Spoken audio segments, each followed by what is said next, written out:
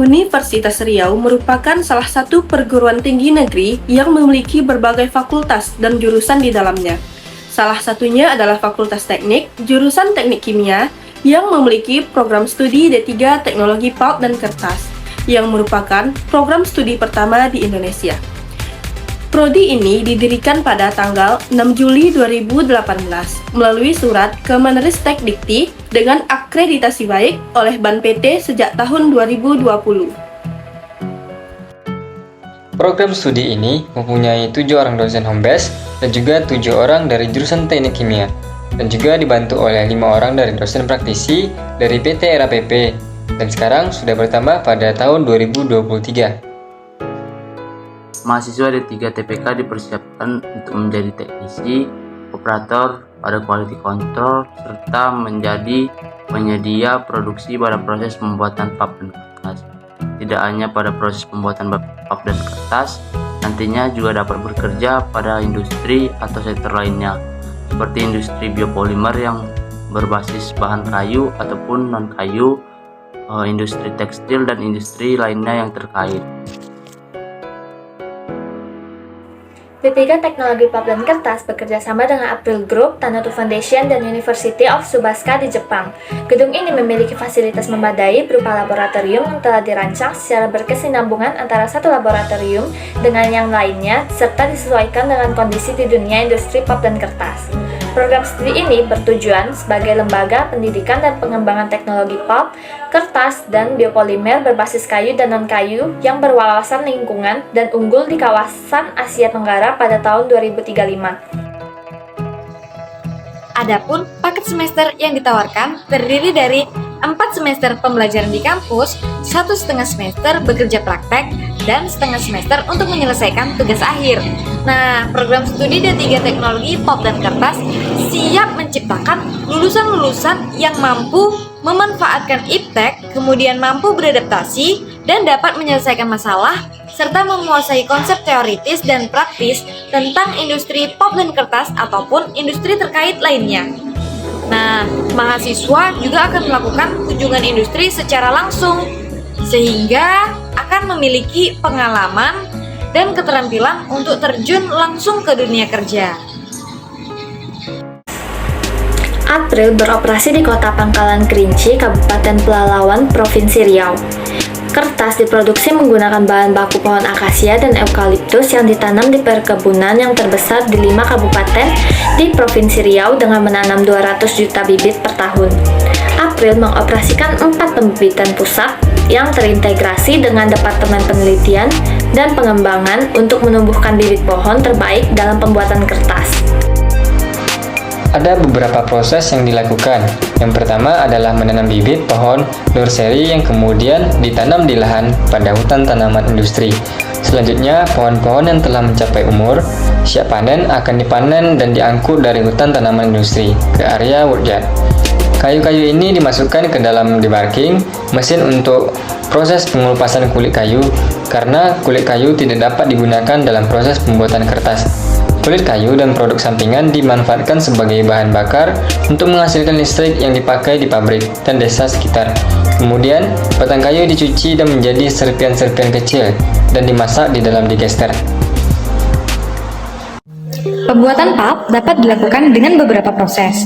Nah, dalam video ini kita akan membahas biopolimer melalui proses pembuatan craft pulp dan dissolving pulp.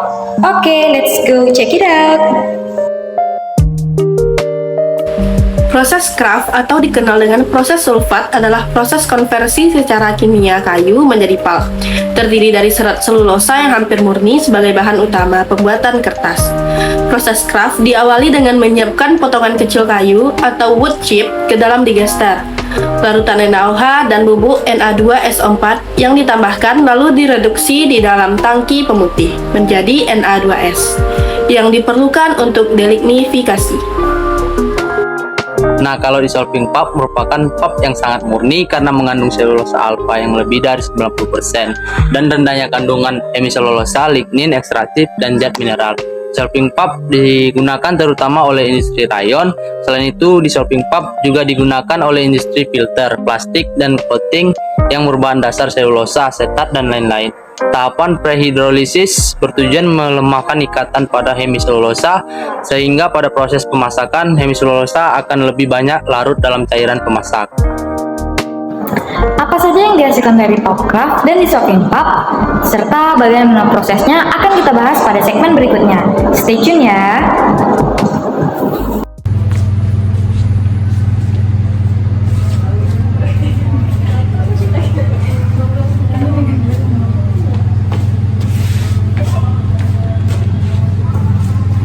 Kalian ingat nggak sih tugas biopolimer kita? Ingat lah, masa gitu aja kalian gak ingat? Oh iya, aku hampir aja lupa. Tugas apa weh? Kok aku nggak tahu ya? Itu loh, tugas biopolimer. Kan kita satu kelompok. Oh iya ya.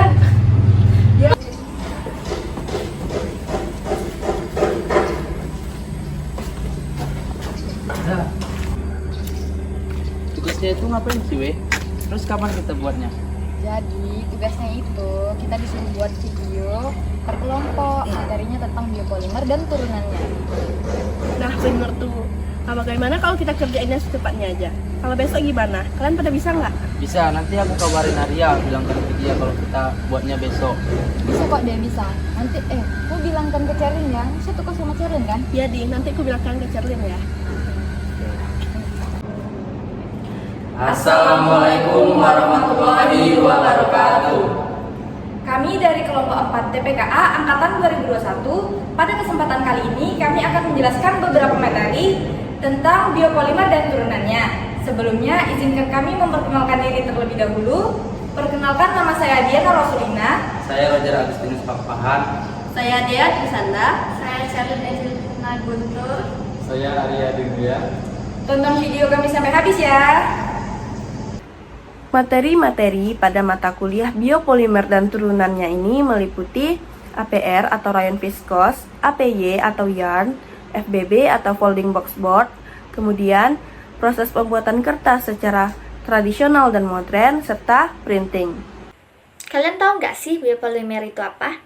Biopolimer merupakan polimer yang berasal dari bahan alamiah. Biopolimer memiliki keuntungan antara lain aman dikonsumsi dan mudah rusak secara alamiah sehingga lebih bersifat ramah lingkungan, antioksida, antimikroba, serta dapat membentuk penghalang O2, CO2, uap air, dan aroma serta dapat diaplikasikan dengan cara dicelupkan, disemprotkan, dan dibungkuskan. Biopolimer memiliki karakteristik dan keuntungan yang berbeda-beda tergantung pada bahan bakunya. Rayon viskos merupakan salah satu teknologi biopolimer. Nah, rayon berasal dari serat yang terbuat dari selulosa yang berasal dari pulpwood. Serat ini memiliki panjang 3 mm dan tidak dapat langsung dipintal menjadi benang. Di industri, serat pendek dilarutkan secara kimiawi membentuk larutan viskos. Kemudian diregenerasi kembali dari larutan viskos membentuk serat panjang secara kontinu yang disebut serat rayon. Serat sintetik adalah serat rayon yang terbuat dari selulosa yang berasal dari pulpwood. Serat ini memiliki panjang 3 mm dan tidak dapat langsung dipintal menjadi benang. Serat-serat yang digunakan untuk pembuatan tekstil dapat digolongkan menjadi dua golongan, yaitu serat alam dan serat sintetik. Pada saat ini, produksi rayon telah menjadi bagian penting dalam pembuatan pakaian karena dapat menggantikan serat alam. Nah, rayon memiliki keunggulan lebih nyaman, murah, mudah bereaksi dengan pewarna, dan raw material sudah banyak tersedia. Nah, berdasarkan gambar bagan tadi, karakteristik serat secara umum, yang pertama, panjang serat. Nah, pada umumnya, bentuk dan panjang serat dibedakan menjadi beberapa, yaitu staffel, filamen, tow, dan monofil. Staffel adalah serat-serat yang panjangnya hanya beberapa inci yang produksi dengan cara memotong filamen. Sedangkan filamen adalah serat yang sangat panjang. Filamen yang berjumlah banyak, yaitu puluhan bahkan ratusan ribu, biasanya disebut dengan tow. Sedangkan monofil adalah benang-benang yang terdiri dari satu helai filamen saja.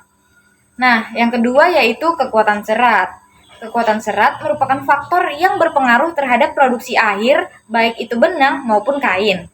Semakin kuat seratnya, maka kuat pula benang atau kain yang akan diproduksi. Kemudian yang ketiga adalah daya serap dari serat. Nah, serat memiliki kemampuan serap air tergantung pada sifatnya. Serat yang mudah menyerap air disebut sebagai higroskopik. Kemudian yang keempat adalah mulur atau elastisitas. Elastisitas adalah kemampuan untuk kembali ke bentuk semula setelah mengalami tarikan. Apabila serat mendapat tarikan, maka akan mengakibatkan serat menjadi mulur. Kemudian yang kelima adalah kehalusan serat.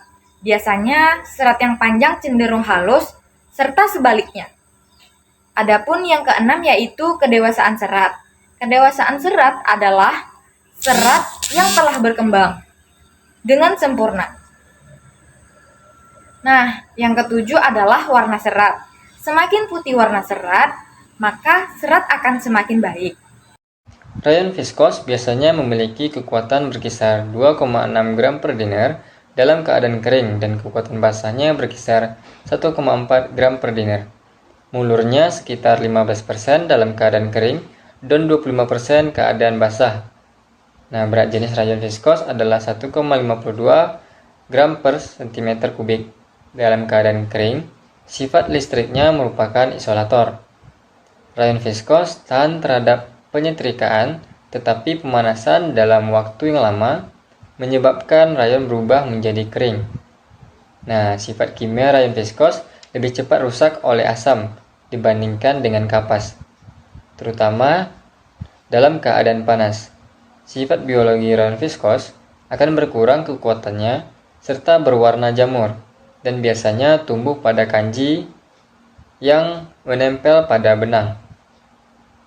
Nah, jika kanji dihilangkan, kemungkinan pengerusakan oleh jamur akan berkurang. Bahan-bahan yang digunakan dalam pembuatan staple fiber rayon meliputi bahan baku utama dan bahan penunjang. Bahan-bahan yang dibutuhkan selama proses produksi berbeda jenisnya, namun sangat menunjang keberhasilan proses lainnya. Untuk keseluruhan proses produksi, bahan-bahan yang digunakan antara lain pulp yang merupakan bahan baku utama, natrium hidroksida atau NaOH yang merupakan larutan alkalin yang kuat ketika dilarutkan ke dalam air dan digunakan sebagai basa dalam proses produksi. Selain itu, pada proses pembuatan serat terdapat proses pembentukan selulosa santat. Pembentukan selulosa santat ini merupakan karbon disulfida atau CS2 sebagai bahan bakunya. Dalam pembuatan serat dibutuhkan larutan spin bed sebagai garam Glauber yang memiliki bahan baku berupa asam sulfat atau H2SO4. Larutan H2SO4 ini digunakan untuk menetralkan NaOH yang terkandung di dalam viskos. Selain larutan H2SO4, zinc sulfat atau ZnSO4 juga digunakan pada campuran larutan spin bed yang berfungsi sebagai inhibitor reaksi antara SO4 dengan Na dari larutan viskos, sehingga reaksi berjalan lambat. Selain bahan baku utama, terdapat beberapa bahan baku penunjang produksi serat, di antaranya MgR dan Ga, yang digunakan sebagai pelembut serat, serta untuk mengurangi gaya elektrostatik fiber. Natrium hipoklorit atau NaOCl dan hidrogen peroksida atau H2O2 sebagai pemutih fiber, berol 637 dan 370 yang digunakan untuk mengikat sulfur bebas sebagai kotoran. Titanium dioksida yang digunakan untuk memberikan warna suram pada jenis fiber semidul. Leomin digunakan untuk membuat fiber jenis bright. Mangan sulfat yang berfungsi sebagai katalis untuk mempercepat pemutusan rantai molekul pulp. Serta vanadium pentoksida yang berfungsi sebagai katalis untuk mengkonversi SO2 menjadi SO3 dalam konverter pada saat pembuatan H2SO4. Proses pembuatan staple fiber rayon dapat dilihat dalam gambar berikut ini.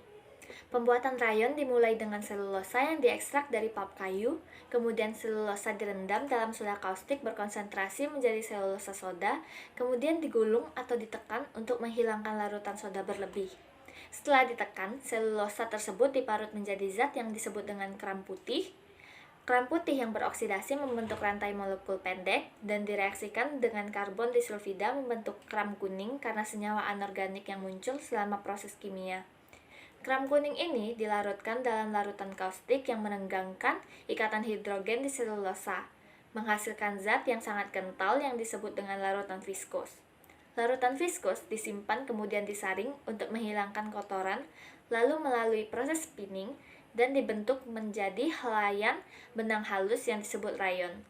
Kemudian diumpankan lagi menjadi viskos staple fiber. Unit soda station berfungsi untuk mempersiapkan larutan soda kaustik atau NaOH yang dibutuhkan untuk membuat larutan viskos. Pengolahan soda kaustik pada unit ini meliputi proses pengenceran, penyaringan, dan pengendapan.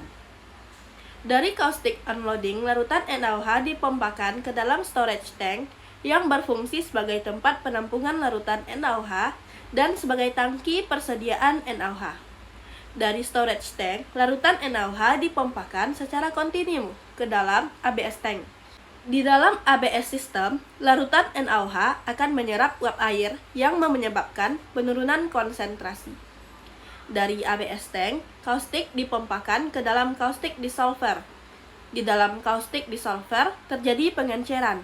Dari caustic dissolver, kaustik dipompakan ke dalam tangki settler yang berfungsi mengendapkan kotoran-kotoran terutama Fe. Larutan NaOH dari settler tank dialirkan ke top tank. Dari top tank, larutan NaOH dialirkan ke tangki supply 1 untuk diumpankan ke pulper. Tangki supply berfungsi menampung larutan NaOH hasil pressing pada slurry press. Larutan NaOH tersebut kemudian dilewatkan pada Wagner filter untuk mengalami pemisahan dari pengotor seperti fiber. Overflow dari tangki supply ditampung dalam pressline overflow tank atau PLOF tank. Dari PLOF tank, larutan NaOH dialirkan ke shark flash dan Kirkat untuk mengalami penyaringan sehingga fiber akan terpisahkan. Larutan NaOH digunakan dalam proses pembuatan larutan viskos pada seksi simplex.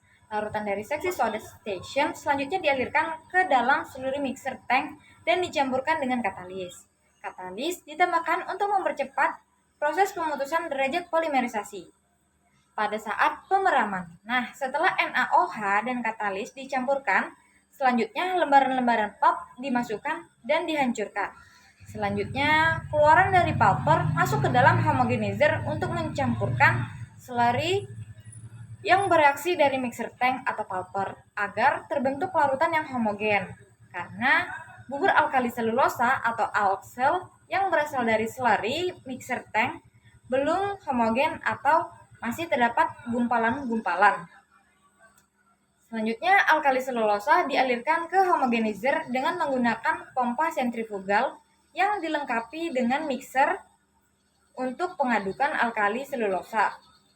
Nah, dari homogenizer, selanjutnya slurry dialirkan ke dalam slurry press untuk mengalami pressing dengan menggunakan 2 buah roll dengan putaran yang berlawanan arah, sehingga alkali selulosa akan terpisah dari larutan NaOH. Konsentrasi slurry yang masuk akan mempengaruhi setting tekanan yang akan digunakan. Selanjutnya, banyaknya alksel yang dihasilkan tergantung atas kecepatan putaran roll. Semakin sedikit slurry yang masuk mengakibatkan fat pressure akan semakin tinggi, sehingga kecepatan putar roll press harus dikurangi agar pemisahan NaOH berlangsung sempurna. Begitu juga sebaliknya, slurry yang terlalu tebal akan menyebabkan fat pressure semakin kecil. Dari slurry press akan dihasilkan mat yang kemudian masuk ke dalam press shader untuk dicabik-cabik agar diperoleh butiran-butiran yang lebih halus untuk mencegah terjadinya choking di dalam shader roll sehingga tidak akan menyumbat salurannya menuju maturing drum. Flickering wire merupakan alat yang digunakan dalam proses pencabikan. Larutan NaOH yang terpisah setelah pengepresan akan melewati Wagner filter untuk memisahkan kotoran-kotoran yang terbawa dalam larutan NaOH. NaOH hasil penyaringan Wagner filter dialirkan ke press light tank di unit soda station, sedangkan kotoran-kotorannya langsung dibuang. Selanjutnya, mat dari slurry press dialirkan ke dalam maturing drum, merupakan alat yang digunakan untuk pematangan alkali selulosa yang bertujuan untuk mengkondisikan alksel agar dapat bereaksi dengan CS2 pada proses pembentukan alkali selulosa santat di dalam simplex, dan proses depolimerisasi, yaitu menurunkan derajat polimerisasi alkali selulosa. Dari maturing drum, alksel dialirkan ke unit silo untuk ditampung. Selanjutnya, alkali selulosa yang berasal dari silo dialirkan ke dalam santator. Di dalam santator, alkali selulosa dirubah ke bentuk lain, agar dapat dilarutkan untuk dipintal dengan cara mereaksikannya dengan karbon disulfida. Selanjutnya, larutan viskos yang keluar dari santator dihaluskan dan dihomogenkan, setelahnya dialirkan kembali ke proses selanjutnya untuk disiapkan larutan viskos yang bebas udara dan impurities lain karena akan berpengaruh pada pembentukan fiber. Udara yang masih terkandung dalam larutan viskos dapat menyebabkan serat terputus dan pembentukan serat di mesin spinning. Larutan viskos yang bebas dari udara kemudian ditambahkan zat aditif, lalu dilakukan proses regenerasi larutan viskos menjadi selulosa dalam bentuk filamen.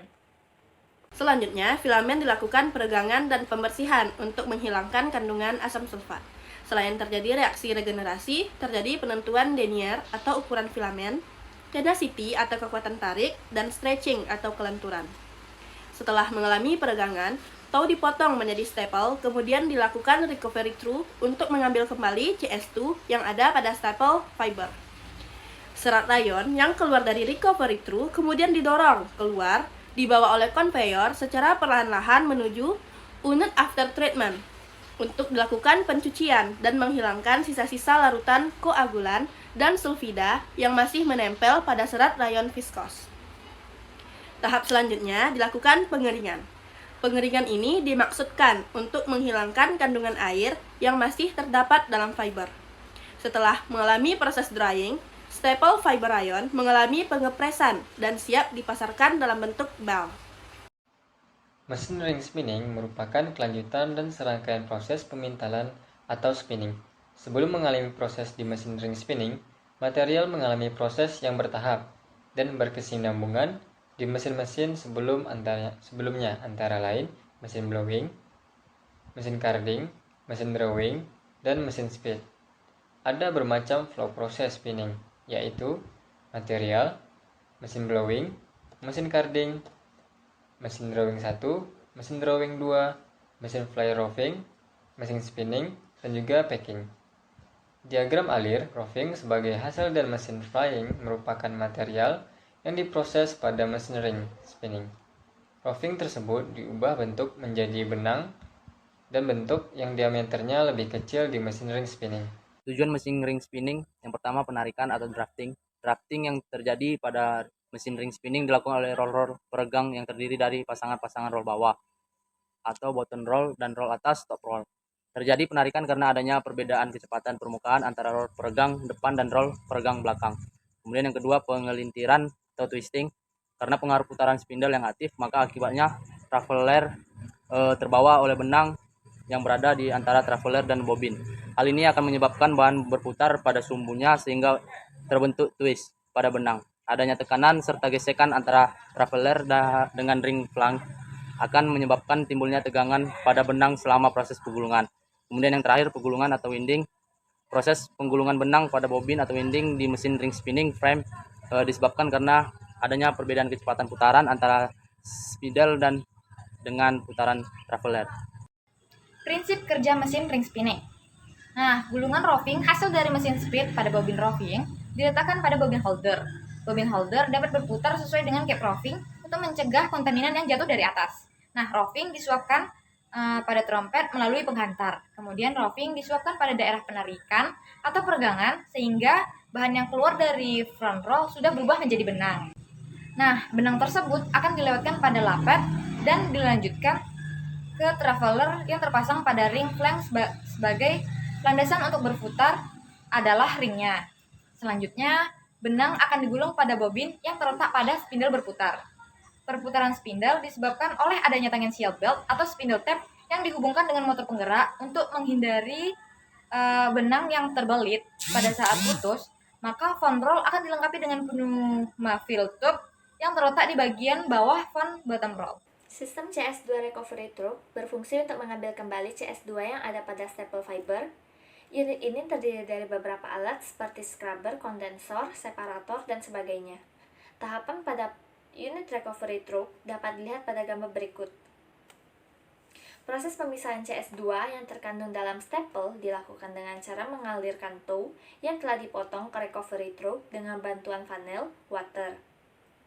Selanjutnya, steam diinjeksikan dari bagian bawah recovery truk dengan laju steam yang telah ditetapkan. Jika laju steam masuk ke recovery truk terlalu kecil, maka kandungan CS2 yang terdapat pada tow tidak teruapkan secara sempurna. Tow yang sudah bebas dari CS2 itu disebut dengan matte. Uap CS2 beserta uap air kemudian masuk ke scrubber yang dialiri soft water untuk menghilangkan kandungan belerang. Soft water kemudian dialirkan ke seal pot yang nantinya berfungsi sebagai venturi water yang dipakai lagi dalam proses first wash di unit after treatment. Sedangkan campuran uap kemudian dialirkan ke sistem kondensor. Proses kondensasi uap CS2 itu terdiri dari 3 buah kondensor yang dipasang seri. Tujuan dipasang seri adalah untuk menurunkan suhu secara bertahap hingga mencapai suhu yang diinginkan. Suhu itu dikendalikan di dalam kondensor menggunakan soft water. Pada kondensor 1 terjadi penurunan suhu. CS2 selanjutnya dialirkan ke kondensor 2 dan terjadi penurunan suhu kembali. Kondensor 2 posisinya tegak lurus dengan kondensor 1 dengan tujuan CS2 yang akan dipisahkan turun ke dalam separator. Di dalam separator, CS2 yang berbentuk uap dan cair dipisahkan. CS2 yang berbentuk cair masuk ke CS2 storage tank lalu dialirkan ke ancillary department untuk proses refinery. Sedangkan CS2 yang berbentuk uap dialirkan ke kondensor 3 yang dialiri chill water untuk mempercepat penurunan suhu. CS2 yang terkondensasi dialirkan ke CS2 storage tank, sedangkan uap CS2 yang tidak terkondensasi dibuang ke udara melalui fan dengan kondisi limbah gas yang sudah sesuai standar baku mutu. Recovery true ini dapat merecovery CS2 liquid sebanyak 45-50%. Materi sebelumnya adalah viscose rayon. Nah, pada kesempatan kali ini yang akan dibahas adalah tentang yarn atau benang. Yarn itu apa sih? Yarn atau sering disebut benang merupakan untaian terus-menerus dari serat stapel atau filamen yang disusun dalam bentuk yang cocok untuk menenun, merajut, ataupun bentuk perakitan kain lainnya. Nah, yarn juga termasuk produk tekstil. Adapun benang dapat dipilih dengan satu atau lebih benang untuk menciptakan nilai tambah ataupun estetika. Nah, secara tradisional, benang dibuat dari serat dengan panjang terbatas yang disebut pokok serat. Filamen yarn cenderung lebih halus, lebih berkilau, lebih seragam, lebih keras, dan kurang menyerap. Benang pintal memiliki permukaan yang berbulu, tampilannya lebih tidak rata, memiliki kilau yang lebih rendah, lebih lembut, dan lebih menyerap. Benang pintal adalah benang pilihan di banyak produk kain, tenun, dan rajutan. Serat pendek dapat berupa serat alami seperti kapas, di mana serat tumbuh dengan panjang dan pendek.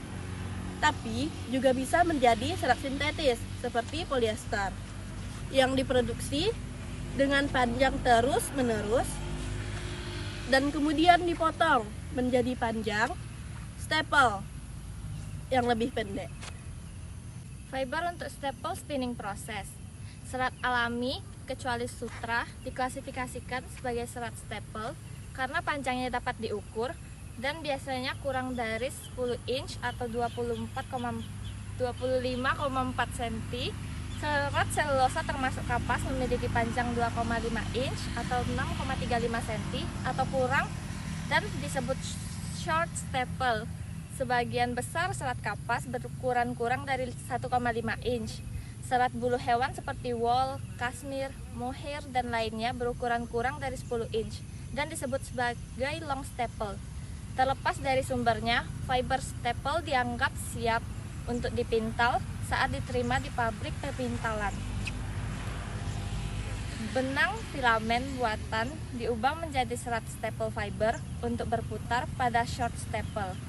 Benang filamen memiliki jumlah filamen terbatas yang diekstruksi fungsi dari perangkat pemintal spinneret. Kalau API itu apa weh? Dengerin aja ya. API itu adalah produsen benang viskos rayuan yang terintegrasi penuh. API menerapkan teknologi produksi terkini untuk menghasilkan benang rayuan berkualitas tinggi untuk memenuhi kebutuhan industri tekstil. Oh iya ya, aku baru ingat. Nah, kalau API itu berlokasi di Pangkalan Kerinci, Provinsi Riau, Sumatera. Suatu industri yang kapasitas produksinya itu mencapai 21 ton per hari. Nah, gak jauh kali lah dengan rumahku, soalnya sama-sama di Kerinci. API itu bertujuan untuk menciptakan nilai yang sejalan dengan filosofi bisnis 5C Grup Royal Golden Eagle atau RGE. Kalian ingat nggak sih materi yang diajarkan Pak Wowo pada pertemuan 2 kemarin? Aku mau melengkapi catatan nih. Oh iya, aku inget deh. Jadi waktu pertemuan 2 kemarin dengan Pak Wowo, itu materi yang dipelajari adalah tentang spinning proses. Apa-apa aja tuh aku agak lupa. Jadi spinning adalah proses regenerasi, yaitu mengambil serat dan filamen tekstil dan membuatnya menjadi benang. Spinning diawali dari P2 tank viskos yang berfungsi untuk menekan viskos dengan tekanan 4-5 bar.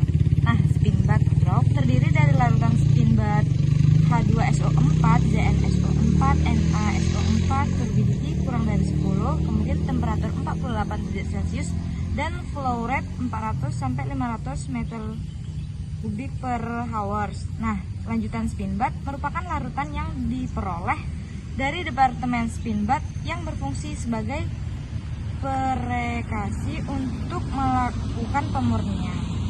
Selanjutnya diumpankan ke second batch yang merupakan proses regenerasi lanjutan, sehingga konsentrasinya akan lebih rendah, yaitu sekitar 35-45 GPL dengan turbidity kurang dari 25, kemudian temperaturnya sekitar 60-65 derajat Celcius dan flow rate-nya 9-10 meter kubik per hour.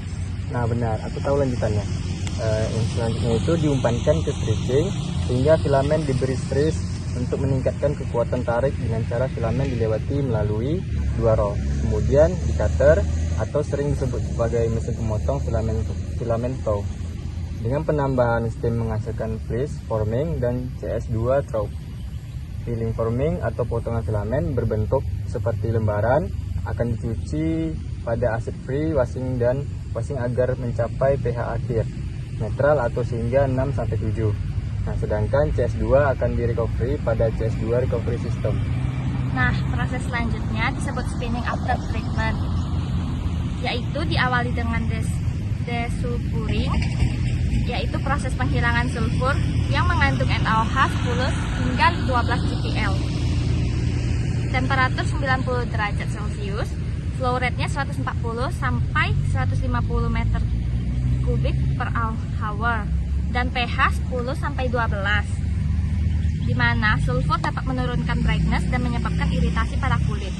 Selanjutnya masuk ke second washing yang dilakukan menggunakan soft water dikoagulasi.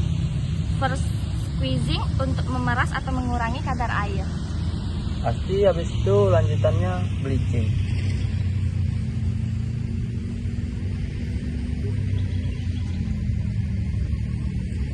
Emangnya di bleaching ada apa aja sih, Jar? Nah, jadi di bleaching itu dengan NaCl 2,6 sampai 2,8 GPL dengan kecepatan flow rate 160 sampai 190 meter kubik per hari pada temperatur 50 derajat Celcius dan pH 9,5 sampai 11. Selanjutnya diumpankan ke washing untuk pencucian kembali dengan soft water 60 sampai 80 meter kubik per hari pada temperatur 65 derajat Celcius. Acid washing adalah pencucian dengan H2SO4 flow rate 100 sampai 110 meter kubik per hari, konsistensinya itu 0,4 sampai 0,6% pada suhu 60 sampai 65 derajat Celcius. Sehingga diperoleh pH 5 sampai 5,8. Selanjutnya masuk ke final washing, yaitu pencucian menggunakan soft water, flow rate-nya itu 100 sampai 10 meter kubik per hari dan suhunya 65 derajat Celcius. Itu lanjut ke proses apa lagi? Aku tahu. Coba ada yang jelaskan. Nah, oke. Jadi selanjutnya masuk ke proses spinning dryer. Pada dryer zone, A menggunakan suhu 150 derajat Celcius menggunakan MP steam. Pada zone B menggunakan suhu 130 derajat Celcius dengan MP steam juga. Sedangkan zone C menggunakan suhu 120 derajat Celcius dengan LP steam. Dan untuk zone D menggunakan baling press. Nah, pada proses spinning baling press bisa dicek spinning force, tenacity, elongation, moisture, filter, dan juga wetness pada pH. Stop Ar. Udah sampai situ aja dulu. Udah mau ada kelas nih, ayo bubar yuk. Boleh deh. Ayo lah. Yuk. Ayo. Kita main benar salah yuk. Yuk. Benar atau salah bahwa jumlah mata pintal pada spinning proses jumlahnya 180? Salah. Salah jawaban luar. Benar atau salah ukuran mata pintal pada spinning 50 mikron? Benar. Ya, benar. Jawab lah, Tapi bener kok, bener. Jawabannya bener. Ya udah. Yes, aku lagi yang nanya ya. Benar atau salah jumlah lubang di mata pintal sebanyak 260? Benar. Salah. Ini nih coret. Di sini ada coretnya. Lebih banyak kali, Wei. Ayo, jawaban yang benarnya ada berapa?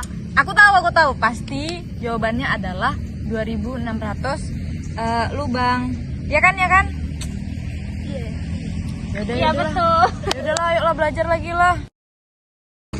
Guys, kalian tahu nggak mesin apa aja yang digunakan dalam proses spinning? Aku tahu. Jadi, pada proses spinning itu ada yang dinamakan dengan mesin blowing. Jadi, mesin dalam proses spinning itu ada blowing. Pada blowing terjadi proses penguraian serat, di mana gumpalan-gumpalan serat akan mengalami pembukaan. Terjadi pembukaan serat, pembersihan, dan pencampuran serat menjadi led. Jika dilihat dari fungsinya, mesin blowing ini mempunyai fungsi sebagai mesin pembuka atau opening dan sebagai mesin pencampur atau mixing. Prinsip kerja mesin ini adalah mesin berjalan di samping lay down dan membuka atau menghisap kapas yang ada di lay down sekitar 1,2 mm atau sesuai program yang diset pada mesin tersebut. Mesin ini akan berjalan sepanjang lay down yang telah terpasang, yaitu sekitar 62 bales polyester sehingga terjadi pencampuran yang merata. Material yang dibuka dan dihisap dikirimkan ke mesin berikutnya melalui sebuah kanal dan pipa. Berikutnya itu ada mesin carding. Nah, dalam proses pembuatan benang, carding merupakan jantungnya pemintalan, di mana pada mesin ini terjadi pembersihan, penguraian serat, dan pemisahan serat panjang dan pendek merubah lap menjadi sliver. Kemudian mesin carding ini adalah salah satu mesin yang memegang peran penting sekali dalam menentukan quality hasil produksi dalam suatu pabrik pemintalan. Nah, kalau fungsi mesin carding yang pertama carding action, proses penggarukan serat di antara dua bagian permukaan yang tajam yang mempunyai kecepatan yang berbeda. Pembersihan, pada proses ini kotoran-kotoran akan dibuang melalui saringan akibat adanya pengumpulan serat oleh sebuah alat yang disebut dengan Teken, dan dengan adanya gaya sentrifugal, kotoran-kotoran akan terlepas dari serat-serat. Yang ketiga, pemisahan serat pendek. Pada proses ini serat-serat pendek atau serat yang patah pada proses sebelumnya sebagian akan terbuang dan dipisahkan sewaktu adanya pembentukan top plate. Yang keempat, pembentukan sliver.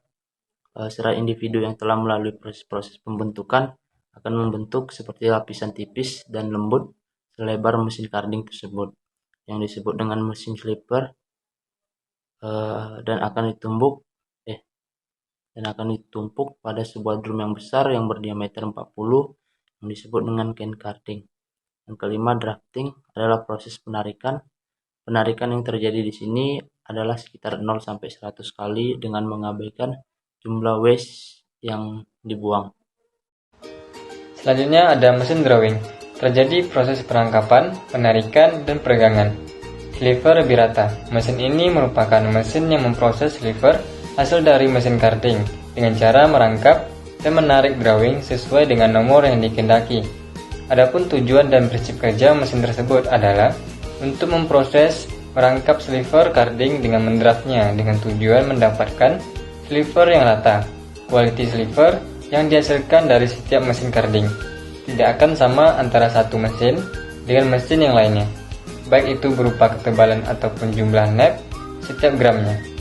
Untuk mendapatkan hasil yang rata, maka sliver hasil mesin carding tersebut diproses lagi di mesin drawing, di mana beberapa sliver hasil dari carding disatukan dan didraft menjadi nomor tertentu, sehingga kekurangan ataupun kelemahan dari satu sliver akan tertutupi oleh sliver lainnya. Nah, kalau fungsi mesin drawing adalah perangkapan yang dimaksudkan untuk menutupi kelemahan-kelemahan sliver yang dihasilkan oleh satu mesin carding terhadap sliver hasil mesin carding yang lain. Biasanya perangkapan dilakukan antara 6-8 sliver. Yang kedua, sliver carding yang jumlahnya 6-8 disatukan, ditarik atau didraft oleh 3 pasang roll penarik yang kecepatan permulaannya berbeda. Makin ke depan kecepatan pasangan roll tersebut makin tinggi. Akibatnya adanya perbedaan kecepatan tersebut akan terjadi penarikan dan sekaligus persejajaran yang sempurna terhadap sliver. Berikutnya adalah mesin combing. Pada mesin combing terjadi proses pemisahan kotoran, pemisahan serat pendek, pelurusan, dan pensejajaran serat. Proses combing bertujuan menghilangkan serat-serat pendek, meluruskan dan mensejajarkan serat-serat panjang, serta menghilangkan nap, dan untuk mendapatkan benang yang bermutu tinggi. Sesudah mengalami proses pada mesin carding, terlebih dahulu diproses pada mesin combing, di mana serat yang pendek dipisahkan dengan jalan penyisiran. Benang yang dibuat melalui proses combing mempunyai keunggulan, yaitu frekuensi patah benang dalam proses pemintalan lebih sedikit, presentasi kerataan lebih tinggi, dan kekuatan benang lebih besar. Input proses combing adalah serat alami yang mempunyai karakteristik panjang tidak rata dan sebagian besar mengandung serat pendek. Melalui proses combing, serat-serat yang pendek dipisahkan dari serat-serat yang panjang. Adapun output proses combing adalah sliver combing yang merupakan kumpulan serat panjang. Sliver combing merupakan input bagi proses pembuatan benang berikutnya, yaitu proses mixing. Nah, pada proses mixing, sliver combing akan digabung dengan sliver dari polyester, yaitu sliver pre-drawing frame 2, dengan perbandingan tertentu. Misalnya, untuk pembuatan TC45, perbandingan sliver combing dan sliver pre-drawing frame 2 adalah 35% dan 65%. Jika perbandingannya tidak sesuai dengan aturan, maka benang yang dihasilkan akan sulit dipasarkan karena nomor benang tidak sesuai dengan pesanan customer. Mesin roughing, yaitu proses penarikan, pemberian antihan, dan penggulungan. Roughing adalah suatu mesin yang memproses sliver hasil mesin drawing menjadi roughing dengan ukuran tertentu. Fungsi dan prinsip kerja mesin roughing ialah yang pertama, menarik drafting sliver dan memberi gintihan, dan menggulung dalam bobin sehingga memudahkan proses selanjutnya. Bagian-bagian terpenting dalam mesin roughing yang pertama adalah drafting, yaitu sistem mesin ini terdiri dari 3 button roller dan 2 buah top roller dan atau satu set cradle.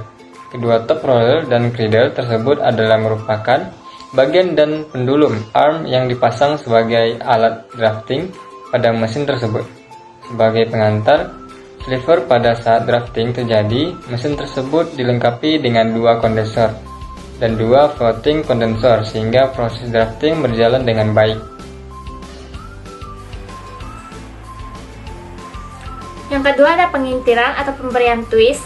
Twist yang diberikan oleh mesin tersebut tidak terlalu besar, hanya sekedar agar roughing yang dihasilkan cukup kuat waktu ada proses di ring frame. Alat yang dipakai saat pemberian twist tersebut adalah flyer, di mana pada ujung atas flyer tersebut dipasang twist cap yang berfungsi sebagai penambahan twist palsu terhadap roughing yang diproses, sehingga proses roughing bias berjalan dengan baik. Yang ketiga ada penggulungan. Penggulungan yang terjadi pada mesin simplex adalah adanya perbedaan antara kecepatan bobin dan kecepatan flyer. Nah, selanjutnya mesin spinning. Spinning adalah suatu mesin yang memproses material roping yang dihasilkan mesin roping menjadi benang single sesuai dengan nomor tertentu. Tujuan dan prinsip kerja mesin spinning ini merupakan untuk memproses material berupa roping menjadi benang tunggal. Pada mesin inilah terjadi proses pemintalan yang sesungguhnya di mana roping yang disiapkan ditarik menjadi massa serat yang halus sesuai dengan nomor yang dikehendaki dan memberi twist sesuai dengan kegunaan atau untuk apa benang itu dibuat. Benang yang telah diberi twist lalu digulung pada bobin atau kop dan untuk selanjutnya dikirim ke mesin berikutnya. Dalam menentukan besarnya suatu pabrik, biasanya dinyatakan dengan berapa banyaknya jumlah spindle ring spinning atau mata pintal dari pabrik tersebut. Dan untuk menentukan efektivitas suatu pabrik selalu diukur dengan berapa gram produksi dari spindle ring spinning tersebut dalam 8 jam berproduksi serta efisiensi yang didapat. Dilihat dari proses yang terjadi dan pengelompokan part yang dilalui, maka proses spinning atau pemintalan bisa dibagi menjadi 4 bagian, yaitu yang pertama feeding atau penyuapan, yang kedua drafting atau penarikan, yang ketiga twist, pengintiran, dan yang keempat adalah winding atau penggulungan. Tujuan mesin ring spinning. Yang pertama yaitu penarikan atau drafting. Nah, drafting yang terjadi pada mesin ring spinning dilakukan oleh roll-roll yang terdiri dari pasangan roll-roll bawah dan roll atas. Nah, terjadinya penarikan karena adanya perbedaan kecepatan permukaan antara roll peregang depan dan roll peregang belakang. Kecepatan permukaan roll peregang depan lebih cepat dibandingkan roll peregang belakang. Yang kedua, twist. Karena pengaruh putaran spindle yang aktif, maka akibatnya traveler terbawa oleh benang yang berada di antara traveler dan bobin. Hal ini akan menyebabkan bahan berputar pada sumbunya sehingga terbentuk twist pada benang. Adanya tekanan serta gesekan antara traveler dan ring flange akan menyebabkan timbulnya tegangan pada benang selama proses penggulungan. Besar kecilnya benang dan gesekan traveler terhadap ring flange tergantung pada pemakaian traveler itu sendiri. Apabila sering terjadi putus benang pada waktu penggulungan, itu disebabkan oleh putaran traveler yang terjadi terlalu berat sehingga gulungan benang pada bobin terlalu padat. Begitu pula sebaliknya, apabila pemutaran traveler yang terjadi terlalu ringan akan mengakibatkan benang agak kendor sehingga gulungan menjadi gembos serta benangnya akan berbulu. Winding yaitu proses penggulungan benang pada bobin atau winding di mesin ring spinning frame disebabkan karena adanya perbedaan kecepatan putaran antara spindle dan juga putaran traveler. Terjadi penggulungan benang dapat dicari dengan rumus W sama dengan HSP dikurang NTR, di mana W adalah kecepatan atau jumlah gulungan, NSP adalah kecepatan putaran spindle, NTR adalah kecepatan putaran traveler. Berikutnya mesin winding. Winding adalah suatu mesin yang memproses atau merubah gulungan benang dari bobin ring spinning menjadi gulungan besar yang berbentuk kon. Nah, tujuan dan prinsip kerja dari mesin winding yaitu benang yang diproses di ring spinning adalah benang dalam bentuk cap. Nah, pada gulungan kecil dengan berat antara 54-76 gram per bobin. Nah, gulungan kecil ini oleh mesin winding akan dipindahkan menjadi gulungan besar yang beratnya berkisar antara 1,9 sampai dengan 30 kg per kon. Pada mesin ini, massa fiber akan diuraikan menjadi serat-serat tunggal dengan cara penggarukan antara wire yang berbentuk gerigi kecil dan jarum-jarum yang banyak disebut dengan top flat. Nah, serat-serat yang telah melalui proses penggarukan tersebut akan mengakibatkan serat menjadi sejajar satu dengan yang lainnya. Pada saat proses pemindahan gulungan benang itu juga dibersihkan dari benang-benang abnormal dengan cara melewatkan benang tersebut melalui alat sensor yang disebut YAM clear. YAM clear ini bisa disetting sesuai dengan tujuan benang yang diproses. Tinggi rendahnya efisiensi mesin ini tergantung dari kualitas benang yang dibuat oleh mesin sebelumnya dan disetting clear yang dipakai pada mesin itu.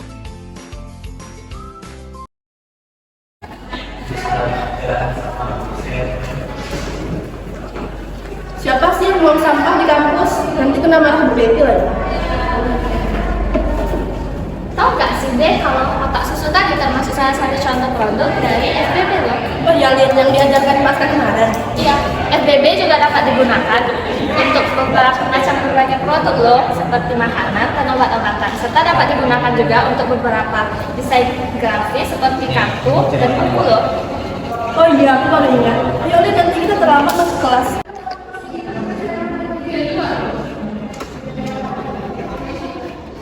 Kenapa nih? Kok semuanya pada kelas? Iya deh, jadi Pak Aska tuh nggak bisa masuk lagi nih, jadi kelas gitu. Ya, kenapa belum datang? Gimana kelanjutan tugas 35 kita? Nah, aturnya kan materi hari ini tentang FBB, tapi Arya sama Roger belum kelihatan. Terus aku juga mau revisi sama Sherlyn nanti nih. Gimana kalau kita ngerjainnya via Google Meet atau via Zoom aja? Oh, oke. Nanti aku bikin linknya ya. Nanti aku kirim. Oke, kirim ya. Oke. Oke, bismillahirrahmanirrahim. Selamat malam semuanya. Selamat malam Dian. Baiklah, terima kasih kepada teman-teman yang sudah hadir di Zoom meeting pada malam hari ini. Dikarenakan jadwal kita yang padat, jadi diskusi kelompok kita lanjutkan di Zoom meeting ya. Gak apa-apa kan? Ya, nggak apa-apa. Boleh minta tolong kepada Saudari Dea untuk share screen. Oke. Kelihatan nggak, guys?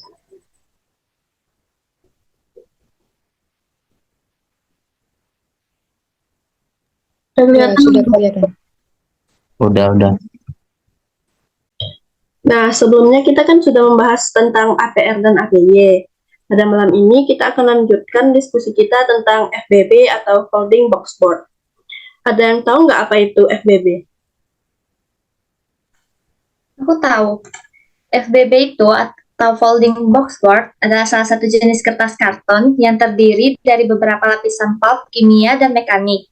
FBB terbuat dari pulp mekanis di antara dua lapisan pulp kimia. Lapisan atas terdiri dari pulp kimia yang diputihkan dengan lapisan pigmen opsional.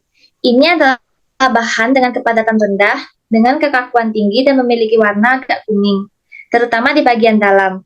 Sebagai kertas karton serat murni, dengan kemurnian yang konsisten untuk keamanan produk, kombinasi lapisan dalam pulp mekanis dengan lapisan luar pulp kimia menciptakan lembaran yang kuat dan kaku, menjadikannya bahan dengan kepadatan rendah dengan kekakuan tinggi. Nilai yang sepenuhnya dilapisi memberikan hasil cetak dan dampak visual yang luar biasa.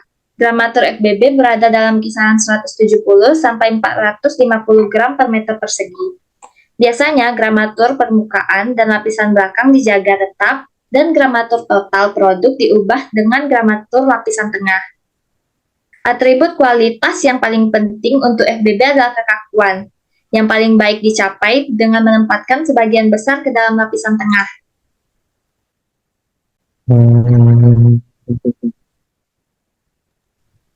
Roger, ambil dulu mikmu. Oh iya ya. Lupa. Maaf. Jadi gini. Tadi kan Sherlyn bilang kalau FBB ini terdiri beberapa lapis. Apa saja lapisannya? Nah, oh ya. FBB itu terdiri dari 3 lapisan, yaitu print fly, filler fly, dan back fly. Nah, manfaat dari FBB berlapis-lapis ini terletak pada konstruksinya sendiri.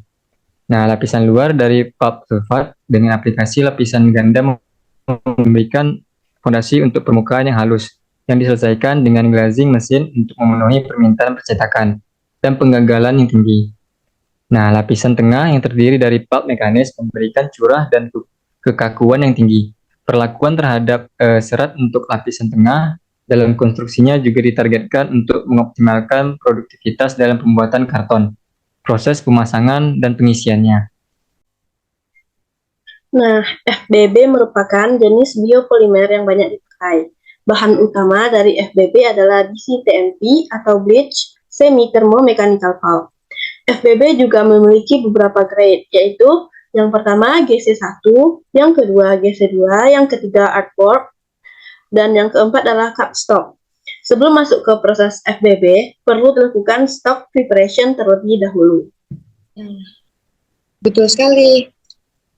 Jadi, tujuan stock preparation yaitu yang pertama adalah untuk menyediakan pasokan pulp bersih dan homogen ke mesin papan atau konsistensi stabil, kesegaran freeness berkisar sekitar 380 sampai 400, di mana pH mendekati netral, kemudian filler bisa menggunakan GCC, sehingga membuat stok menjadi kondisi yang dapat dipompa dan untuk membasahi serat dan untuk mengontrol konsistensi.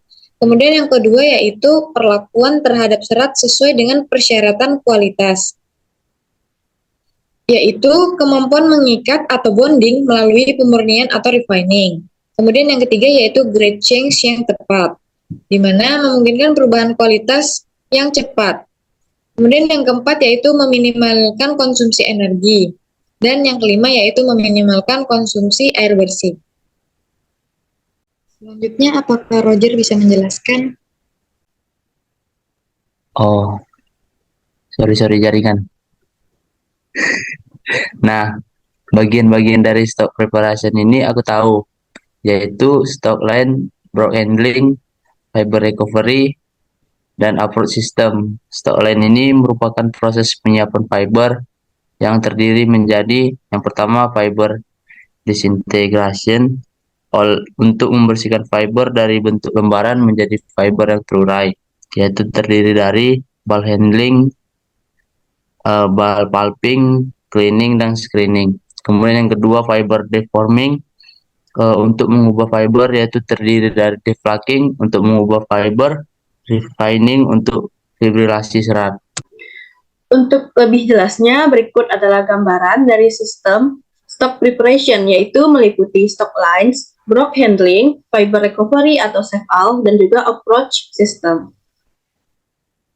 Seperti yang sudah disebutkan oleh Roger tadi, stock lines terbagi antara fiber disintegration dan fiber deforming. Untuk lebih jelasnya, bagian-bagian dari fiber disintegration adalah yang pertama ball handling, yaitu merupakan proses penanganan terhadap tumpukan bal, biasa dijalankan pada suatu conveyor. Proses ball handling pada paperboard biasanya melibatkan penggunaan alat berat, seperti forklift, crane, atau conveyor belt, untuk memindahkan bel dari satu tempat ke tempat lain. Alat-alat tersebut harus dirancang dan dioperasikan dengan hati-hati agar bel tidak rusak atau terjatuh selama proses handling. Yang kedua adalah bell pulping, yaitu merupakan proses pencabikan untuk menguraikan tumpukan fiber. Yang ketiga ada cleaning, yaitu merupakan proses pemisahan kotoran berdasarkan berat jenis atau spesifik gravity. Yang keempat adalah screening, yaitu merupakan proses pemisahan kontaminan dari fiber slurry berdasarkan perbedaan ukuran, yaitu ukuran yang besar atau ukuran yang kecil. Berikut merupakan parameter yang ada pada disintegration quality pada stock line, dimulai dari bells. Parameter yang berpengaruh yaitu drying method atau metode pengeringan, dryness atau kekeringan, bulk, dan juga storingnya. Selanjutnya, masuk ke pulping. Parameter yang ada pada pulping ini yaitu energi, waktu, temperatur, konsistensi, intensity, operation, kualitas air, rotor, dan juga bentuk dari fat. Selanjutnya masuk ke proses storage. Parameter yang berpengaruh di sini ada waktu, temperatur, dan juga pencampurannya. Selanjutnya ke deflaking. Pada deflaking, parameter yang berpengaruh yaitu ada energi, konsistensi, recirculation, bar groove, bar type, dan juga bar condition. Semua hal ini akan berpengaruh pada result atau hasil yang akan dihasilkan. Selanjutnya ada bagian-bagian dari fiber deforming. Yang pertama ada deflaking, berfungsi untuk menghancurkan bandel atau serpihan serat yang tertinggal dalam stok, serta menghomogenkan stok dan memaksimalkan hasil material yang ditolak untuk diumpankan kembali ke mesin kertas dari block system. Yang kedua ada refining, merupakan pemberian aksi mekanis terhadap serat untuk mengembangkan sifat optimal serat. Yang mempengaruhi refining pada proses di stock lines ini ada mempertimbangkan jumlah fiber yang masuk, berpengaruh terhadap hasil refining, supaya energinya tidak terlalu besar. Nah, selanjutnya yaitu block handling, di mana setelah stock length dan block handling, yaitu ada block fiber yang telah melewati headbox, dryer, atau yang telah dipotong menjadi lembaran karton dan bahkan sudah di-coating. Pada block handling, terdapat beberapa proses utama yaitu block pulper, mixing chest, dan mesin chest. Block handling atau block system bertujuan untuk mengumpulkan block yang didefinisikan sebagai kertas yang rusak dari proses papermaking dalam bentuk seluruh lembaran atau sebagian potongan kertas untuk mendapatkan kembali serat dan dikembalikan ke sistem stok untuk digunakan kembali. Nah, ada bagian yang berperan untuk memulihkan atau meng-recovery stok, yaitu save valve, yang berfungsi untuk melakukan proses recovery fiber yang berasal dari wet water yang mengandung residu fiber sehingga yang berkurang harus. Nah, tujuan dari save valve adalah untuk menyaring fiber dan fines, dan juga air proses didaur ulang di dalam proses short dan long circulation. Lebih dari 95% air yang masuk ke headbox dibuang ke wear section. Dengan air ini, sebagian besar serat dilewati melalui wear section. Nah, air berserat digunakan kembali untuk pengenceran pulp sebelum headbox. Ini disebut sirkulasi pendek atau short. Nah, pada long circulation, kelebihan air dari short circulation digunakan untuk pengenceran pulp di jalur pengelolaan pulp dan jalur reject. Nah, yang terakhir, bagian approach system, yang merupakan perlakuan terhadap stok, yang dimana stok ini harus didekatkan dengan kebutuhan headbox, atau dapat juga disebut dengan short circulation atau final treatment dari stok sebelum diumpankan ke mesin. Untuk lebih jelasnya mengenai FBB proses, dapat dijelaskan pada video berikut. Pada FBB mesin terdapat beberapa mesin penting, yaitu wet section, press section, drying section, size press, coating section, dan juga reel. Wet section dan press section merupakan bagian dari wet end, sedangkan drying section, size press, coating section, dan reel merupakan bagian dari dry end. Masuk ke prosesnya, campuran serat yang diencerkan diumpankan secara merata dari headbox ke wire. Wire memiliki struktur jaring yang memungkinkan air untuk melewati wire, sehingga serat akan tertinggal di permukaan wire. Pada wire section ini, stok memiliki kandungan air lebih dari 95%, sehingga perlu dikurangi sekitar 15-20% sebelum masuk ke press section. Pada press section, lembaran akan ditekan di antara silinder untuk mengurangi kadar air, sehingga kekeringan lembaran mencapai 40-60% serta untuk mengencangkan ikatan antar serat. Selanjutnya masuk ke drying section, di mana ada silinder panas yang digunakan untuk mencapai tingkat kekeringan akhir lembaran, yaitu antara 3-10% tergantung pada produk yang akan diproduksi. Selanjutnya masuk ke size press, di mana karton-karton ini akan dipres, sehingga akan meningkatkan strength dan stiffness-nya atau kekuatan dan kekakuannya. Selanjutnya masuk ke coating section,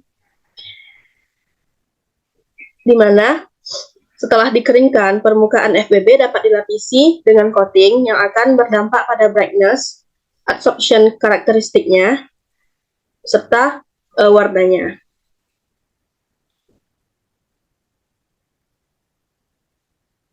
Selanjutnya masuk ke bagian reel, di mana serat yang telah berubah menjadi karton ini akan di delivery atau di packaging sesuai dengan keinginan konsumennya, yaitu dapat sheet delivery atau reeling delivery. Untuk sheet delivery, produk karton ini akan ditumpuk, lalu dibungkus menggunakan pembungkus agar terhindar dari kotoran dan terjaga moisturnya. Sama seperti yang sheet tadi, untuk yang packaging reel juga dibungkus agar terhindar dari kotoran dan terjaga moisturnya.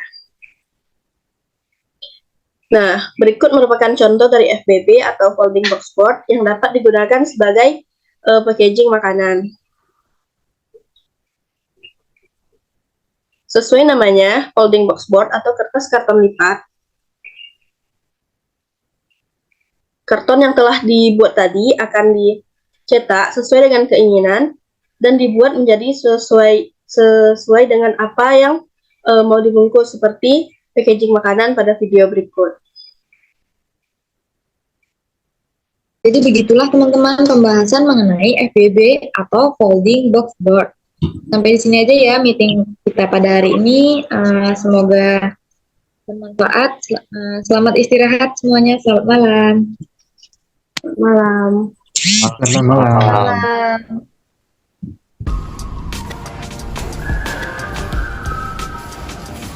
Iya, ada buat apres nggak? Ada nih, mau buat apa? Biasa untuk buat laporan sementara. Iya.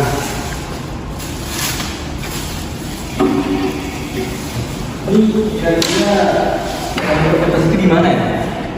Yang aku tahu sih untuk buat kertas itu biasanya secara tradisional dan modern. Kan laporan kemarin Mau gimana?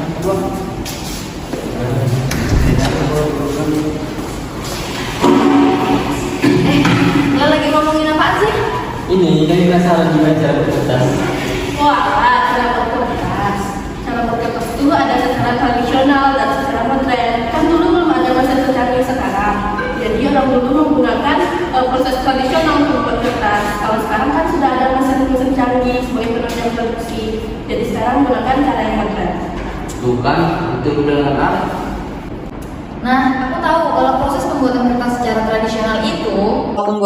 secara tradisional itu kan serat-serat yang berasal dari kain atau tanaman pertama dihancurkan atau direpulper dengan penumbukan menggunakan rangkaian alat sederhana dari kayu. Kemudian hasilnya akan dilanjutkan ke proses mixing chest agar terurai dalam air dan teraduk. Lalu dicetak menggunakan handsheet. Nah, kalau sekarang handsheet itu disebut sebagai headbox. Kemudian lembaran kertas yang sudah dicetak selanjutnya akan dikeringkan dengan blotting paper atau sekarang disebut sebagai press section. Lalu ke proses drying dengan cara dijemur agar kertas tidak berkerut. Nah, selanjutnya setelah kering, maka kertas akan di-sizing dan coating. Biasanya menggunakan pati tapioka dengan konsistensi sekitar 3-5% atau starch dengan konsistensi 3-5%. Nah, secara modern itu gimana? Kalau secara modern itu ada proses pembuatan pulp secara mekanik dan secara kimia. Kalau proses pulp mekanik dikembangkan oleh E.G. Kellen dari Jerman. Pada proses ini, kayu dihancurkan menjadi lumpur di dalam rotary green millstone dengan menambahkan air. Kemudian ditarik-tarik sambil berjalan di dalam rotary scrubber sehingga secara fisik serat rusak. Hal ini menyebabkan pulp yang dihasilkan dari proses ini mempunyai kekuatan yang rendah atau mudah sobek.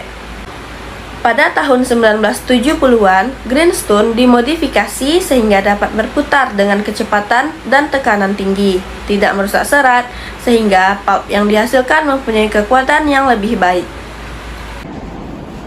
Nah, aku tahu ya secara kimia gimana. Pada proses kimia, untuk produksi pulp kayu, serat murni harus dibebaskan, yang berarti lignin juga harus dihilangkan. Untuk mencapai hal ini, serpihan kayu dimasak dalam larutan kimia. Untuk pulp kayu yang diperoleh melalui proses pembentukan pulp kimiawi, kami membedakan menjadi pulp sulfat dan juga pulp sulfate, tergantung pada bahan kimia yang digunakan. Teman-teman, pulp kimia mencapai sekitar 50%, serat-serat di dalamnya, pulp yang dihasilkan sangat bersih dan tidak rusak. Pulp yang dihasilkan dari proses ini disebut wood free. Jenis pulp ini yang digunakan untuk semua kertas halus. proses sulfat. Proses ini disebut juga proses craft. Pada proses ini digunakan larutan NaOH ditambah bubuk Na2SO4 yang ditambahkan direduksi di dalam tungku pemutih menjadi Na2S yang diperlukan untuk delinifikasi.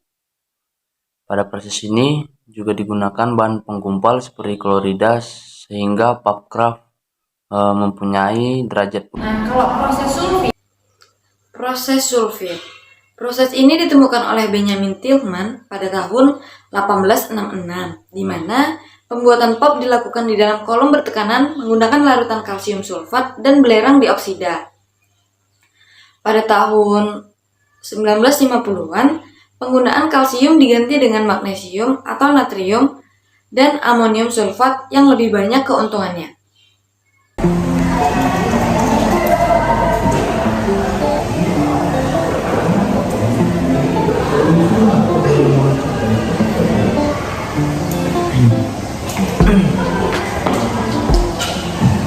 Guys, kalian tahu nggak sih jenis pop itu ada apa aja? Ya tahu dong, tahuku sih cuma TMP sama CTMP. Oh iya, untuk proses selanjutnya itu adalah proses bleaching atau proses memutihkan bubur kertas. Proses selanjutnya adalah memutihkan bubur kertas atau proses bleaching. Pada awalnya, bubur kayu memiliki warna coklat atau kecoklatan. Untuk mendapatkan kecerahan yang diperlukan untuk kertas putih, pulp kayu harus diputihkan. Selama proses pemutihan ini, lignin yang tersisa juga dihilangkan. Bubur kayu dapat diputihkan dengan senyawa klorin atau kaporit, ozon, atau oksigen dalam berbagai bentuk, serta hidrogen peroksida. Bubur kertas yang sudah putih dikeringkan dan dipacking di pulp dryer. Kemudian, pulp kering dibuat dalam bentuk lembaran untuk memudahkan pengiriman.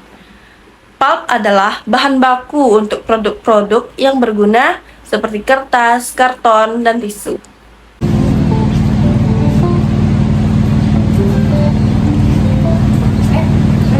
Aku penasaran loh, di paper production itu ada apa aja sih sebenarnya? Jadi di paper production tuh yang pertama ada raw materials. Raw materials, yaitu persiapan bahan baku yang digunakan. Adalah pulp yang sudah siap digunakan untuk proses pembuatan kertas. Yang kedua ada stock preparation. Stock preparation merupakan unit yang berfungsi untuk mempersiapkan buburan kertas sebelum masuk ke paper machine. Di unit ini, pulp akan mengalami perlakuan seperti digiling, dicuci, dan disaring supaya terhindar dari kontaminan. Selain itu, pulp juga dicampur dengan bahan kimia supaya dapat mencapai kualitas atau parameter tertentu. Tambahin ya, jadi proses yang ketiga itu adalah proses pulper. Proses pulper, di mana pada proses ini dilakukan penguraian lembaran pulp menggunakan pulper. Pulper adalah tempat penguraian dari padatan pulp menjadi buburan pulp atau stok. Pulp dapat terurai akibat adanya interaksi antara serat dan agitator, serat dan dinding pulper, dan serat dengan serat lainnya. Konsistensi proses penguraian pulp yaitu antara 5-6% dengan waktu proses 15-20 menit. Setelah proses penguraian, pulp yang telah menjadi buburan kemudian dikirim ke dump chest. Nah, terus ada apa lagi tuh?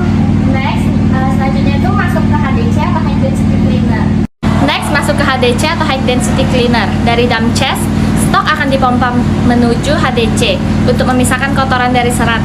Konsistensi yang digunakan itu sekitar 5% hingga 6%. HDC membersihkan stok dengan menggunakan gaya sentrifugal, yaitu gaya melingkar yang menjauhi titik pusat. Bahan yang memiliki berat jenis yang lebih besar seperti kawat, pasir, dan lain-lain akan terdorong ke bawah atau disebut dengan reject. Sedangkan buburan pulp akan keluar melalui outlet pada bagian atas.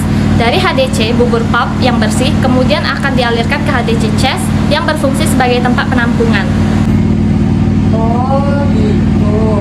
Biasanya kan kalau di proses produksi itu ada proses yang paling penting kan. Nah, kira-kira di paper making ini ada nggak ya? Oh, tentu ada di paper making proses ini. Yang paling penting adalah proses refining. Refining adalah proses perlakuan secara mekanikal terhadap fiber sehingga timbul efek fibrilasi antar serat. Perlakuan ini akan merubah karakteristik fiber, terutama sifat fisik kertas yang akan dihasilkan nanti. Proses refining dapat mengakibatkan beberapa hal, antara lain serat terpotong atau cutting, serat terbelah atau splitting, dan serat yang tergerus atau bracing. Proses refining diharapkan dapat meningkatkan kekuatan ikatan antar serat sehingga kekuatan kertas yang dihasilkan tinggi. Konsistensi pada proses ini yaitu antara 3-4% dengan derajat giling sesuai jenis kertas yang dihasilkan. Dari refiner, bubur kertas yang terfibrilasi akan dialirkan ke refiner chest sebagai tempat penampungan sementara. Oh, jadi refining itu kayak jantungnya dari proses pembuatan kertas lah ya. Soalnya kan dari refining ini sangat menentukan kualitas dari produk yang akan dihasilkan. Udah yuk pulang yuk, sampai nih. Hati-hati ya. Kemarin itu kita ada belajar paper making kan, Ars? Iya kan? Kenapa tuh? Aku lupa soalnya, mungkin bisa ingat lagi kalau habis diceritain kembali. Nah, paper mesin itu merupakan proses pembuatan lembaran kertas yang berasal dari pulp. Dalam proses ini tidak ditambahkan chemical lagi kecuali pada bagian sizing.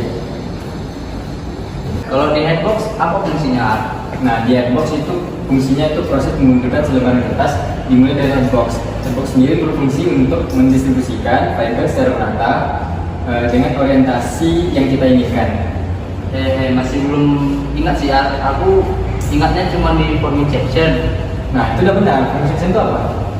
Yang aku tahu cuma forming section. Forming section terdiri dari dua mesin utama, yaitu headbox dan wire. Dalam pengertiannya, forming section adalah bagian dari mesin kertas yang berfungsi untuk membentukkan sheet atau lembaran kertas.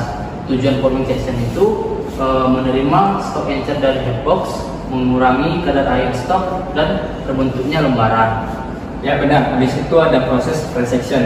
Nah, press section itu berfungsi untuk menghilangkan air dan sistem nip yang dibentuk oleh press roll. Nah, press roll ini berfungsi untuk menyerap air dari kertas basah.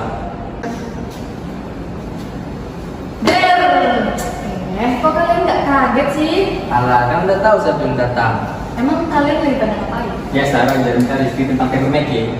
Tuh, udah sampai mana reviewnya? Baru sampai press section sih. Emang mau tahu ya lanjutannya? Aku tahu lanjutannya.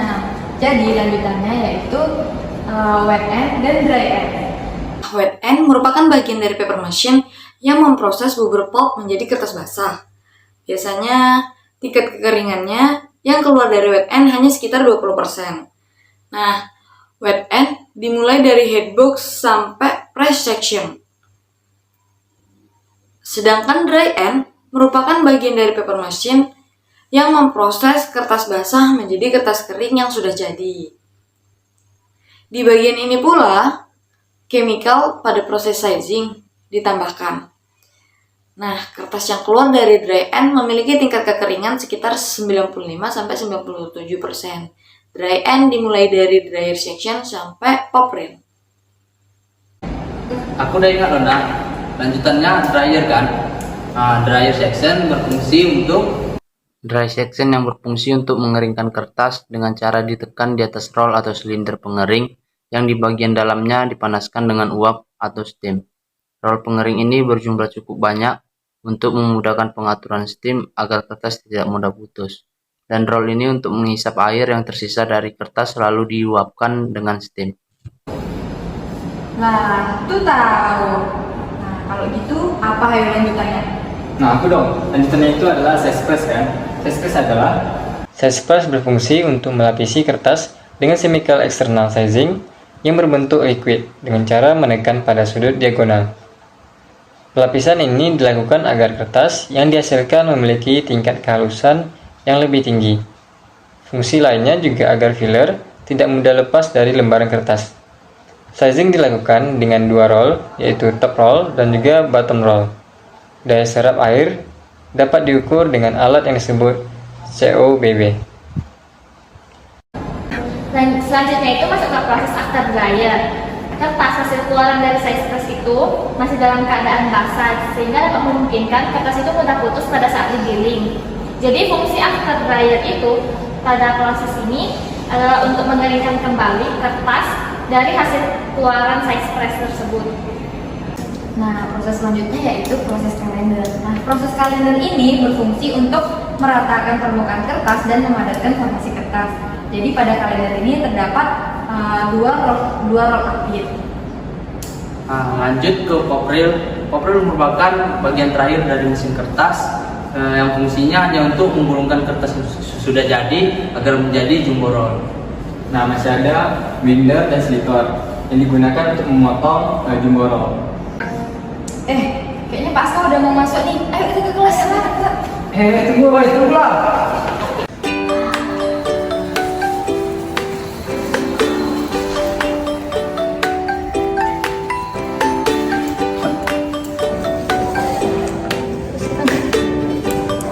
Kalian tuh udah ngertinya? Sudah dong. Lihat dong.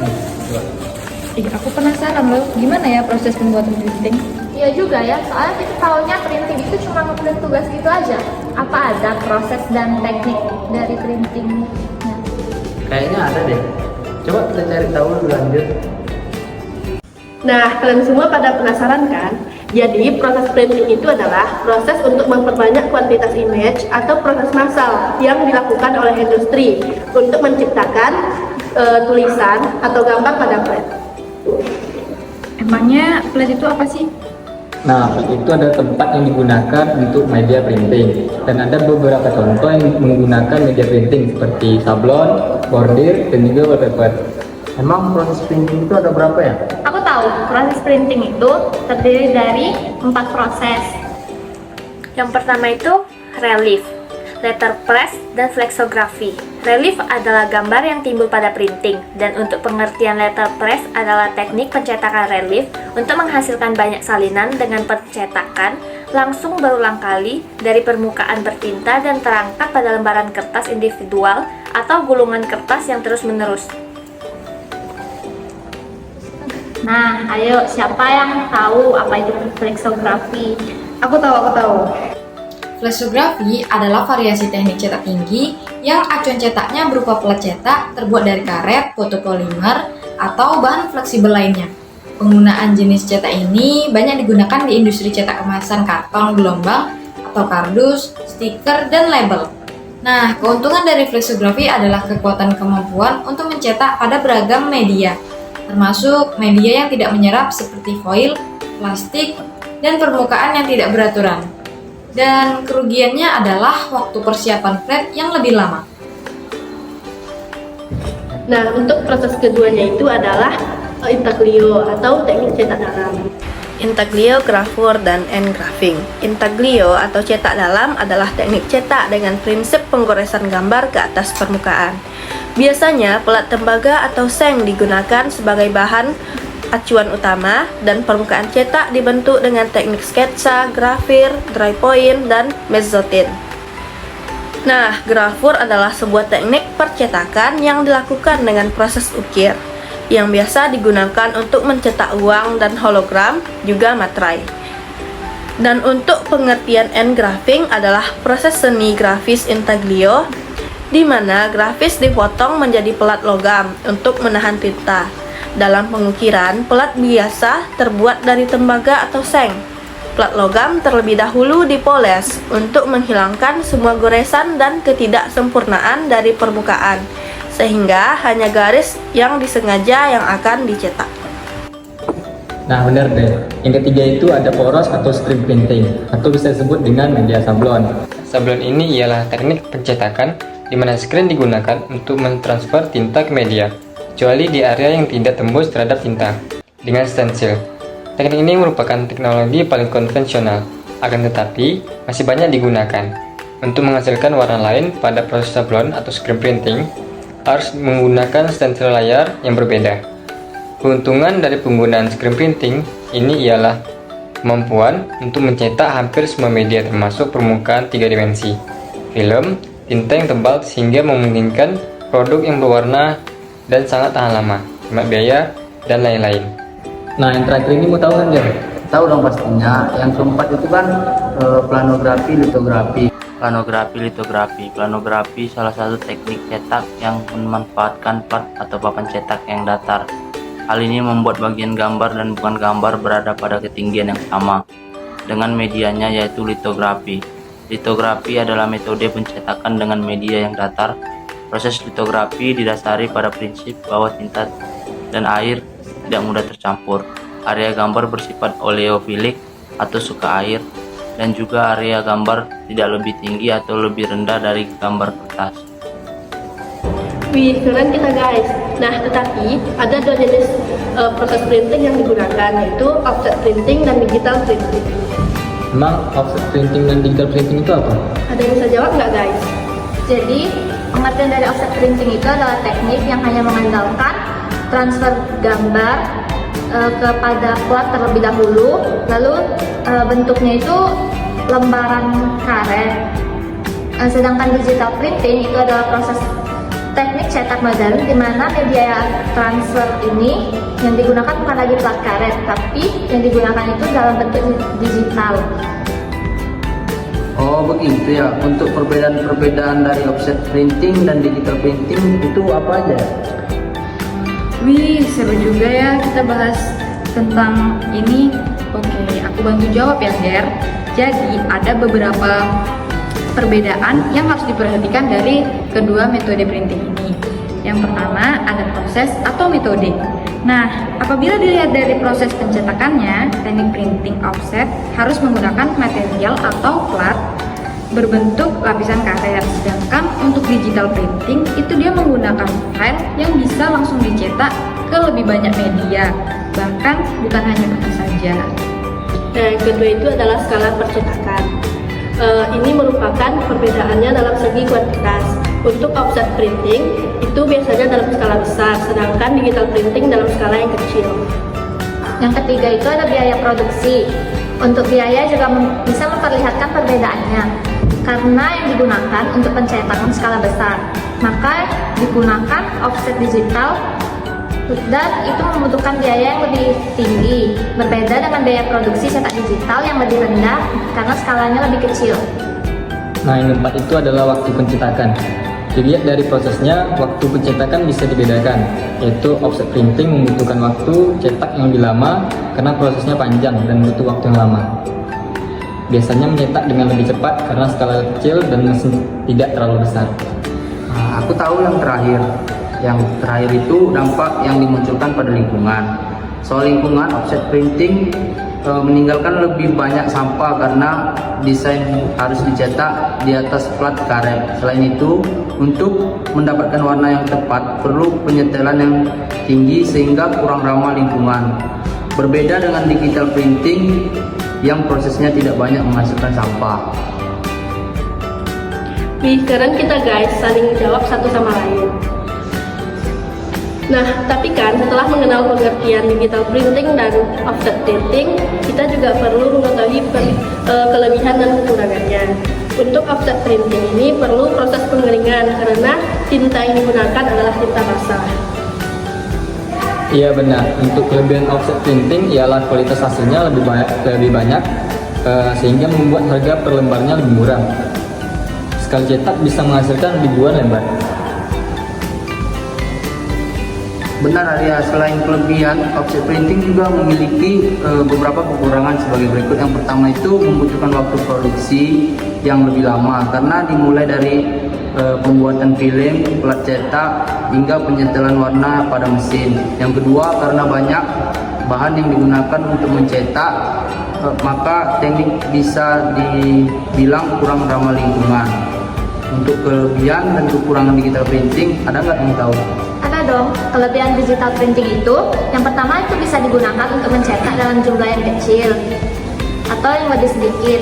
Teknik ini digunakan untuk mencetak dalam jumlah ratusan hingga 1 lembar saja. Yang kedua, proses mencetak yang lebih cepat membuat digital printing sangat praktis. Yang ketiga, tidak ada film hingga plat cetak yang digunakan. Yang keempat, biaya cetak yang lebih ekonomis karena proses pencetaknya memiliki skala yang lebih kecil. Nah, jadi selain kelebihan, digital printing juga punya kekurangan. Yaitu yang pertama, warna pencetakannya itu kurang konsisten, khususnya jika dicetak dengan skala besar. Kemudian yang kedua, tak hanya kuantitas kecil, ukuran kertas maksimal yang digunakan adalah A3. Kemudian selain ukuran, berat kertas juga bisa digunakan maksimal adalah 270 gram saja. Sedangkan yang keempat, harga bisa menjadi lebih mahal apabila ingin mencetak dalam skala yang besar. Nah, untuk kertas yang susah ditiru itu menggunakan security paper kan ya? Benar nih, dan warna yang utama digunakan printing itu biasanya ada cyan, magenta, yellow, dan black. Ya, benar sekali. Setelah kita menjelaskan tentang printing, banyak hal atau ilmu yang kita dapat dari penjelasan yang kita dapatkan tadi. Benar, jadi menambah wawasan kita tentang dunia printing. Demikian video penjelasan tentang materi biopolimer dan turunannya. Semoga bermanfaat bagi kita semua.